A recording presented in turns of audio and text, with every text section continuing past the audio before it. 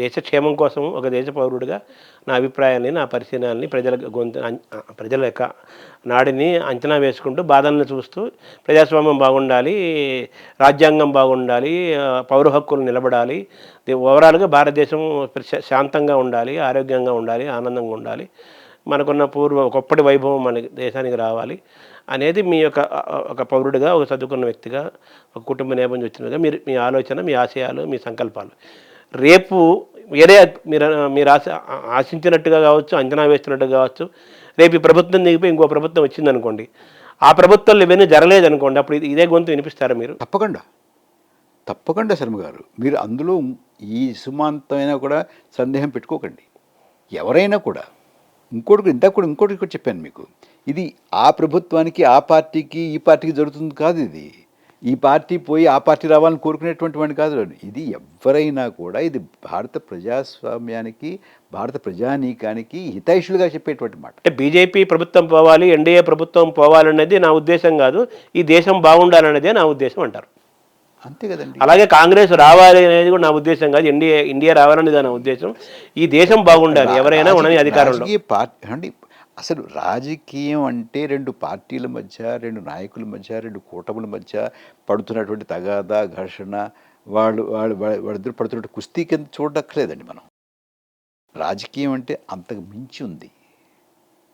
అంతకు మించి ఉంది అనేది ఆ స్పృహతో మాట్లాడుతున్నాను. రేపు ఎవరి ప్రభుత్వంలోకి వచ్చినా ప్రభుత్వం బాగుంటే నేను హర్షిస్తాను, ప్రభుత్వం బాగాలేకపోతే ఇదే గొంతు వినిపిస్తాను, నాదైన వాక్కు నేను చెప్తాను అనేది మీరు దానికి కట్టుబడి ఉన్నారు. 100% శర్మ గారు. తర్వాత ఒక కేంద్ర ఆర్థిక మంత్రి ముఖ్యమైన అది అది సిలబస్లో ఉన్న విషయం కాదు. అది కూడా మీ పైన ఎందుకు మాట్లాడుతున్నారు అనేది కూడా వస్తుంది కదా. కాదండి, జరుగుతుంది కదా. ఇప్పుడు ఇవాళ మనం కొన్ని అంటే మీరు ఏమైనా ప్రశ్న అడిగితే అడిగండి. ఇదే అడుగుతున్నా సార్. ఆ ప్రశ్నలో భాగంగా కేంద్ర ఆంధ్రిక మంత్రి యొక్క ఆయన భర్త, తర్వాత ఆయన గతంలో బీజేపీతో కూడా అనుబంధం ఉన్న వ్యక్తి. అటువంటి వ్యక్తి కొన్నాళ్ళుగా ఎందుకు ఈ ఎన్డీఏకి, బీజేపీ ప్రభుత్వానికి వ్యతిరేకంగా మాట్లాడుతున్నారు? అంతకుముందేమో అసలు దేశం కొన్ని నెలల క్రితమేమో అసలు ఆర్థిక విధానం, దేశ ఆర్థిక విధానం బాగలేదు, ఆ శాఖ సరిగ్గా పనిచేయట్లేదు, అసలు విధానమే బాగలేదు అని విమర్శిస్తున్నారు. ఎందుకు ఇవన్నీ చేస్తున్నారు అనేది కూడా కొంతమంది సందేహాలు వ్యక్తం చేస్తున్నారు, ప్రశ్నిస్తున్నారు కదా. దీన్ని మీరు ఎలా చూస్తారు? అంటే ఇందులో రెండు ఉన్నాయి.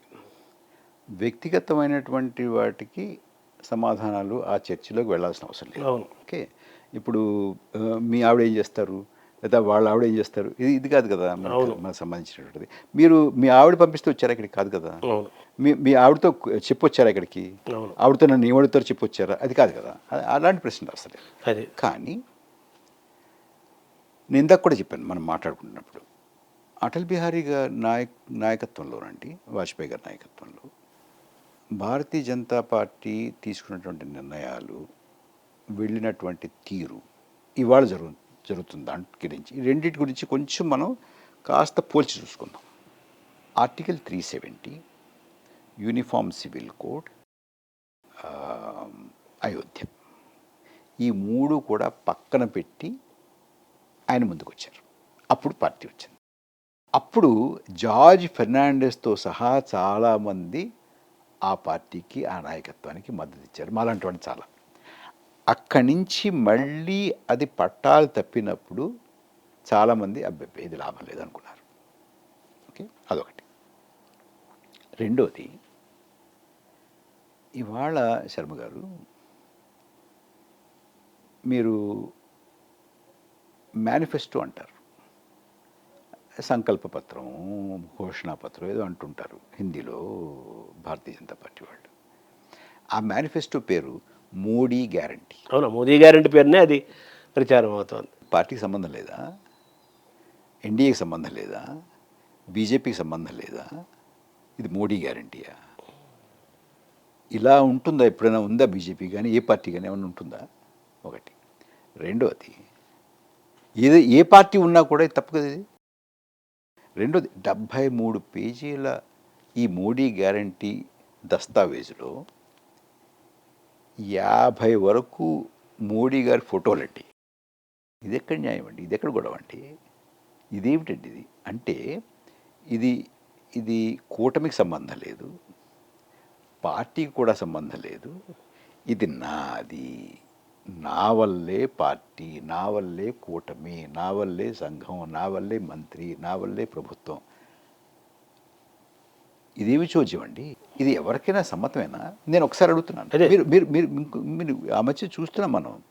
అంతకుముందు అధ్యక్షుడిగా చేసినటువంటి వారు, ఇప్పుడు మంత్రిమండలిలో ఉన్నటువంటి ఒక పెద్ద నాయకుడు ప్రధానమంత్రికి దండేస్తే పక్కన నుంచి ఆయన పక్కకు తోసేసి ఆయన ఒక్కడికి దండేది. ఇది ఏం జరుగుతోంది? అంటే మీరు గతంలో వాజ్పేయి, అద్వానీ నాటి బీజేపీ కాదు ఇది, మొత్తం బీజేపీ స్వరూపం మారిపోయింది అంటారు. ఇది అని స్వరూపం మారలేదు. ఇది చాలా గొప్ప బీజేపీ, చెప్పండి గొప్ప బీజేపీ వారిని. అదే ఇది ఇది ఇప్పుడు ఈ చెప్పినటువంటి వాటిని ఎగ్జాంపుల్ ఎలా సమర్థిస్తారో కూడా చెప్పానండి. అంటే నాకు కుతూహలంగా ఉంది. అదే ఆన్సర్ కావాలి.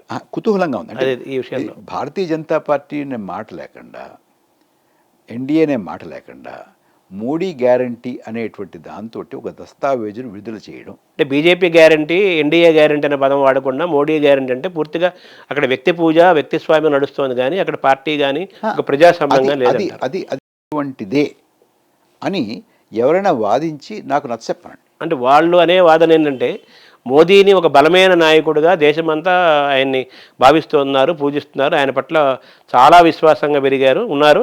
కాబట్టి ఆయన నాయకత్వంలో మోడీ చెప్పారంటే ఇంక తిరుగులేదు. కాబట్టి ఆయన మోడీనే ఈ దేశానికి ఒక మోడల్గా, ఒక బ్రాండ్ అంబాసిడర్గా మేము భావిస్తాం. కాబట్టి ప్రజల నాడిని బట్టి మేము ఇది పెట్టాము, ఇలా పెడితే ప్రజల్లో విశ్వాసం కలుగుతుందనే ఒక వాదన కూడా మాట్లాడుతున్నారు వాళ్ళు. చాలా సంతోషం అండి. నిజంగా జరిగితే మంచిదే కదా అని మీరు కోరుకుంటారు. కాదు ఈ వాదన అది సరైన పందా కాదు అంటాను. అదే ఇంకా మన తెలుగు రాష్ట్రాల్లోకి వస్తే ఆంధ్రప్రదేశ్లో ఏ విధంగా ఉండొచ్చని మీరు అనుకుంటున్నారు? నేను ఆంధ్రప్రదేశ్ పెద్దగా అధ్యయనం చేయలేదండి. ఈ కూటమి ఈ పుస్తకం, దీనికి సంబంధించిన చర్చ, ఈ దేశం తిరుగుతూ అంతగా నేను లోతుగా అధ్యయనం చేయలేదు. తర్వాత అయితే మనం బీజేపీ, ఎన్డీఏ దగ్గరికి వస్తే వాళ్ళు దక్షిణ భారతదేశంలో బీజేపీని బలంగా విస్తరించాలి అనే ఒక బలమైన దీంతో వాళ్ళు వెళ్తున్నారు కదా. ఈ ప్రయాణం దృష్ట్యా చూస్తే ఎలా ఉంది ఆంధ్రప్రదేశ్? ఇప్పుడు ఫలితాలు ఏ విధంగా ఉండొచ్చు? బీజేపీ బలమైనటువంటి రాజకీయ పార్టీ తోటి భారతీయ జనతా పార్టీకి జట్టు కట్టారు కాబట్టి వారికి కొంత అక్కడ ఓటు పడేటువంటి అవకాశం ఉంది. అంటే వీరి పెద్దగా ఓటు లేదు అక్కడ. భారతీయ జనతా పార్టీ పెద్దగా ఓటు లేదు. అయితే తెలుగుదేశం పార్టీతోటి వాళ్ళు మిత్రపక్షంగా ఉన్నారు కాబట్టి వారి ఓటు ఎంతవరకు వీరికి పడుతుందో చూసుకుంటే ఆ ఓటు కొంతవరకు సహకరిస్తుంది. కానీ దక్షిణ భారతదేశంలో ఇవాళ భారతీయ జనతా పార్టీ కర్ణాటకలో వారు గత ఎన్నికలు 23 నెగ్గారండి. 28కి 23 నెగ్గారు, 25 నెగ్గినట్టున్నారు. 25 నెగ్గారు. 25 తర్వాత వారికి ఇప్పుడు జేడీఎస్ కలిసింది, వారికి ఒక ఎంపీ ఉన్నారు. తర్వాత ఒక స్వతంత్రంగా నెగ్గినటువంటి వారు కూడా ఒక ఆవిడ వచ్చి కలిశారు. 28లో 27 వారి దగ్గర ఉన్నాయి. నేను అనుకోవడం ఇవాళ జరుగుతున్నటువంటి పరిణామాలు, నేను చేసినటువంటి పర్యటన వల్ల నాకున్న పరిశీలన ప్రకారం దగ్గరగా అందులో సగం అయిపోతాయి. అంటే దక్షిణాదిలో కూడా రేపటి ఫలితాలు సగం తగ్గిపోతాయి అంటారు గతంలో కంటే బీజేపీకి. ఆంధ్రప్రదేశ్లో ఏమన్నా జరిగితే మంచి ఎంతో అంతో తెలుగుదేశం పార్టీ కూడా జరగాలి.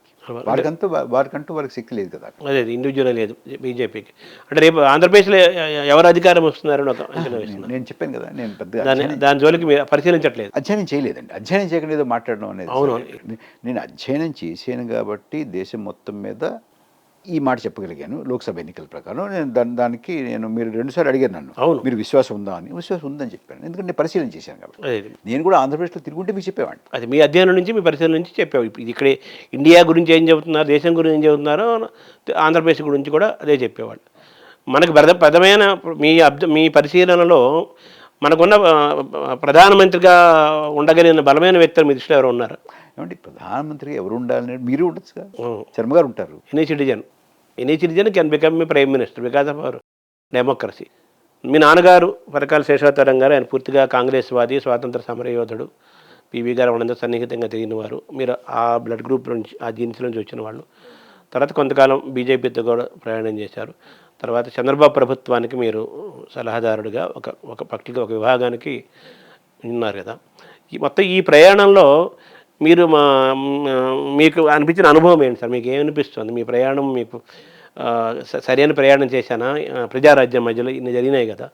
మీ పొలిటికల్ ప్రయాణంని మీరు విశ్లేషించుకుంటే ఏమనిపిస్తుంది సార్? బాగా చేశానండి. ఏం చేసినా బాగా చేశాను. మీ వైపు నుంచి ఏమి లోపం లేదు అంటారు. సో భవిష్యత్తులో మీరు ఇంకేం చేయబోతున్నారు సార్? మీ వాతావరణం ఏంటి? ఏమైనా పుస్తకాలు తీసుకొస్తారా? పెద్దగా రాస్తానండి. ఉమ్. ఒక పుస్తకం వచ్చింది, వ్యాసాలు వస్తూ ఉంటాయి, రాస్తుంటాను, మాట్లాడుతుంటాను. మీరు ఒక పెద్ద స్టేట్మెంట్ ఇచ్చారు.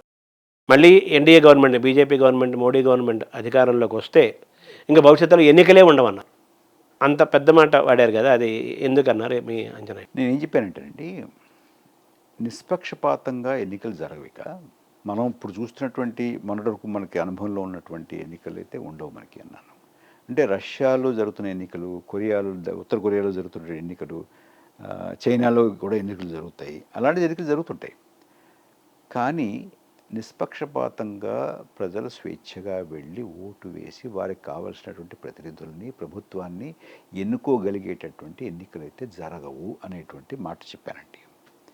దీనికి కారణం ఏంటంటే శర్మ గారు, ఎన్నికల సంఘం నిష్పక్షపాతంగా ఉండాలి.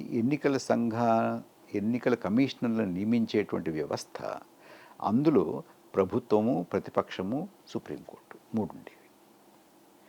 దాన్ని మార్చి ప్రభుత్వం నుంచి 2, ఒక ప్రతిపక్ష నాయకుడు, ఆ ప్రతిపక్ష నాయకుడిని మీటింగ్ వచ్చే ముందు 4 అరగంట ముందు ఇచ్చి ఎన్నికల కమిషనర్ని నియమించేస్తున్నారు ప్రభుత్వం. అంటే వాళ్ళ ప్రభుత్వ శాఖల్లో సెక్రటరీని ఎలా నియమించుకుంటారో, కార్యదర్శిని ఎలా నియమించుకుంటారో అలా ఎన్నికల కమిషనర్ని నియమించుకున్నారండి.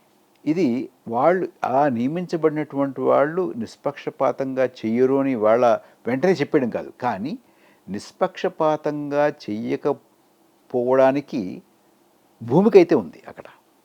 ఎందుకంటే వాళ్ళు నియమించుకున్నారు కాబట్టి వాళ్ళు చెప్పే చేతల్లో ఉంటారు. ప్రభుత్వ కార్యదర్శి నియమించుకున్నాం అనుకోండి, ఆయన నిష్పక్షపాతంగా ఉంటాడు, ప్రభుత్వం చెప్పినట్టు కాకుండా, ప్రభుత్వ అధినేతలు కాకుండా అని అనగలమా? మనం అనలేం కదా. అలాంటి నియామకాలు ఎన్నికల సంఘంలో జరిగాయి. ఒకటి. రెండవది, మీకు సూరత్లో ఎన్నికలు జరిగాయండి.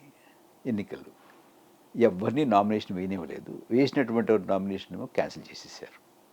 అందులో ఏవో దోషాలు ఉన్నాయన్నారు, క్యాన్సిల్ చేసేసారు. యునానిమస్ ఏకగ్రీవం చేసేసి, నెహ్రూ గారు కూడా ఏకగ్రీవం అవ్వలేదు. ఇప్పుడు అయిందా? తర్వాత ఆ మధ్య చండీగఢ్లో మేయర్ ఎన్నిక జరిగింది. సుప్రీంకోర్టు వారు అందులో అవకతవకలు జరిగాయి, సీసీటీవీ కెమెరాలు, దానికి ప్రిసైడింగ్ ఆఫీసర్ ఆయనే టిక్కులు పెట్టేసి మొత్తాన్ని ఫలితాన్ని ప్రకటించేసేయడం అని చెప్పి ఆపి దాన్ని మార్చారు. సో ఈ రకమైనటువంటి సూచనలు, ఈ రకమైనటువంటి నడవడిక ఇప్పటి నుంచే కనపడుతున్నాయి. వీళ్ళు చెప్పినట్టుగా వీళ్ళకి కావలసినంత శక్తి వచ్చి వీళ్ళు మళ్ళీ అధికారంలోకి వస్తే ఈ మాత్రం కూడా ప్రజాస్వామ్యం ఈ దేశంలో ఉండేటటువంటి అవకాశం లేదు, ఎన్నికలు జరిగేటువంటి అవకాశం లేదు అనేటువంటిది నా బలమైనటువంటి అనుమానం. అంటే మీరిచ్చిన ఈ సందేశము, ఈ సంకేతం వల్ల మళ్ళీ వీళ్ళు ఎన్నుకోవద్దురా బాబు అని ఒక సందేశం ఇచ్చినట్టు కూడా అవుతుంది కదా. అంటే ఇలా ప్రజాస్వామ్యాన్ని మంట కల్పిస్తున్నారు, ఎన్నుకోండి చెప్పాలా ఏమిటి? అంటే భలేవారెడ్డి. తర్వాత ఇంకో మాటకు వస్తే, మళ్ళీ మోదీ ప్రభుత్వం అధికారంలోకి వస్తే ఈసారి ఎన్నికలు ఉండవు అని మీరు అన్నారు సార్. దానికి ఆన్సర్ చేశారు. ఓన్లీ ప్రెసిడెంట్ పాలనలోకి కూడా తీసుకొచ్చే ఆలోచనలో వాళ్ళు ఉన్నారని కూడా కొంతకాలం నేనేమనలేదు, మీరనలేదు, వినపడుతోంది కదా. నాకు తెలియదు. అదే అంటే వాళ్ళు ఏం ఆలోచిస్తారు నాకు తెలియట్లా, నాకు తెలియదు. కానీ వాళ్ళు ఏం చేస్తున్నారో చూసి దాని సూచనలు ఏంటో చెప్తున్నాను. మీరు అన్నారు దేశంలో ప్రజలందరూ కూడా చాలా ఇబ్బందుల్లో ఉన్నారు, వ్యతిరేకత ఉందని అన్నారు. నేను ఇంకో పాటు కూడా చెప్పాను, మీరు గమనించారో లేదో. ఈసారి ఈ ప్రభుత్వం, ఈ నాయకత్వం మళ్ళీ ఎన్నికై వస్తే దేశంలో ప్రతి రాష్ట్రం కూడా మణిపూర్ లాగా మండిపోతుంది అని కూడా చెప్పాను అన్నారు. మీరు అలా మాట్లాడుతున్నారు. అయితే నేనంటుంది ఏంటంటే, కన్క్లూజన్కి వచ్చాము మనం.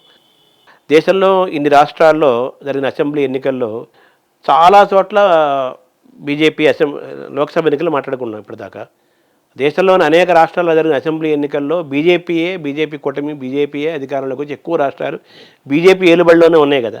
అంటే ప్రజా ఆమోదం ఉన్నట్లు కదా, ప్రజా వ్యతిరేకత లేదని భావించాలి, ప్రజా ఆమోదం ఉందంటే దానికి మీరు ఏం ఆన్సర్ చేస్తారు? అంటే నేను ప్రజామోదం లేదండలా, అంటే ప్రజా వ్యతిరేకత ఉంటే వీళ్ళు రారు కదా అంటున్నాను. ప్రజా వ్యతిరేకత మొదలైంది చెప్తున్నాను. ఇప్పుడు ఈ ఎన్నికల్లో మీకు అది ప్రస్ఫుటం అవుతుందని చెప్తున్నాను.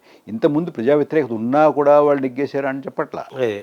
ప్రజా వాళ్ళకి నేను ఇందాక ఏం చెప్పానండి, మీకు ఏం చెప్పానంటే 2014లో ఉన్నటువంటి పరిస్థితుల వల్ల ఈ పార్టీ, ఈ నాయకత్వం అయితే మన బతుకులు తెల్లారుతాయి అనేటువంటి విశ్వాసంతో వేశారు.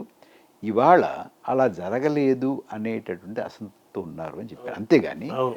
వాడికి ఎప్పుడూ జనాదరణ లేదంటలా. అదే అదే అది తప్పు కదా. అదే లోక్సభ ఎన్నికల అయితే వరకు ఇంకో మాట కూడా చెప్పారు రాష్ట్రంలో శర్మ గారు, ఇంకో మాట కూడా చెప్పారు. జనం ఓటేసినందువల్ల ఒక ప్రభుత్వం మంచిదవుతుందని, వారు ఓటు వేయనందువల్ల ఒక ఒక ఒక ఒక ఆలోచన తప్పు అవుతుందని కూడా అంటారు. అవును, మీరు మీ ప్రారంభంలో చెప్పారు ఆ మాట. నేనంటుంది ఏంటంటే అనేక రాష్ట్రాల్లో బీజేపీ అధికారంలోకి వచ్చింది కదా, ఎక్కువ రాష్ట్రాల్లో బీజేపీ అధికారంలో ఉంది కదా, అది ప్రజా ఆమోదం కింద ప్రజా వ్యతిరేకత లేనట్టుగా కూడా వాళ్ళు చెప్పుకుంటున్నారు కదా, అది నేనంటుంది. చూద్దామండి. ఇప్పుడు ఈ జూన్ 4వ తారీఖు ఎన్నికలు అంతే, ఫలితాలు వస్తాయి కదా. 15 రోజులు. Thank you sir.